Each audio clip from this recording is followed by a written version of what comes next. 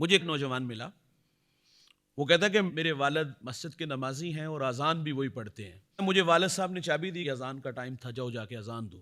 تو وہ کہتا ہے میں مسجد میں آیا، مسجد کا تالے کھولے، اذان پڑھی، اذان پڑھ کے میں کرکٹ کھیلنے چلا گیا۔ والد صاحب آئے، نماز پڑھی، نماز کے بعد جب رات میں گھر آیا تو مجھے میرے والد نے ڈانٹا نہیں، ڈنڈا نہیں پکڑا، شرمندہ نہیں کیا، بلکہ مجھے بلا لیا، بیٹا آؤ کھانا کھاتے ہیں اکٹھے بیٹھ کے۔ تو کہتے ہم دونوں باپ بیٹا بیٹھ کے کھانا کھانے لگے۔ تو کہتے یار میرا آپ سے ایک سوال ہے، اذان کس لیے دی جاتی ہے؟ نماز کی دعوت کے لیے۔ تو کہا بیٹا لوگوں کو نماز کی دعوت دے کے آپ خود باہر چلے گئے، کیا یہ اچھی بات ہے؟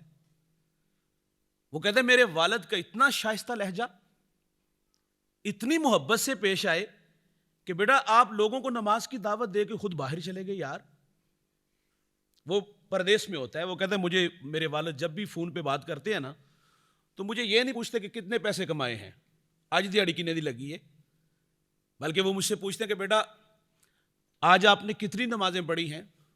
تو وہ کہتے کام میں مصروف ہوتا ہوں، بعض کا نماز کوئی چھوٹ جائے تو میں کہتا ابا جی آج 4 نمازیں پڑھی ہیں۔ تو کہتے چلو بیٹا 5ویں جو چھوڑ دی ہے نا وہ قضا کر کے پڑھ لینا، پڑھنا ضرور۔ ہم تو پوچھتے پتر کمائے کنے نہیں، دیہڑی کی نہیں لگی یا کار کے نکلنے نہیں، لیکن وہ کہتے ہیں مجھے انہوں نے کبھی نہیں پوچھا کہ کتنے کمائے ہیں، کیونکہ رزق کا ذمہ اللہ نے اپنے کرم پہ لیا ہے، تو رزق کمانے کے لیے تو گیا ہے، لیکن اس کے ایمان کی، اس کی آخرت کی فکر ہے کہ پتر نمازاں کنیاں پڑھیاں نہیں، پردیس آگے کدھر نماز نہیں چھڑ چڑی۔